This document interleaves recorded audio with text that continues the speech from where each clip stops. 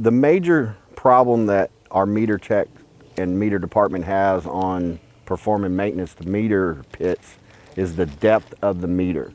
Our specs call for 22 inches from the top of the meter lid down to the bolts and nuts that hold our meter in. In this case here, this is almost about 30 inches. For us to perform maintenance and to actually keep our AWWA specs up with those meters, we must change them every so often, which is approximately every 10 years.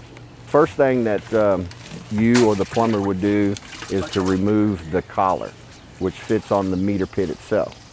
After removing that, you have more room to get down into the pit. We will install a riser and try to get the meter lid itself up to grade. We do not have meter readers anymore. We actually have a smart point in that meter pit that sends a signal to our base stations. Well, if it sits too low, that causes interference. The meter was installed when there was no grass, no topsoil, and then after adding topsoil to make grade on your yard, it raises it anywhere from 6 to 12 inches, and that's where we run into this problem. Now, the good thing about after this is done is that we will never have to dig that up again. We will be able to perform all of our maintenance from the lid down to the meter.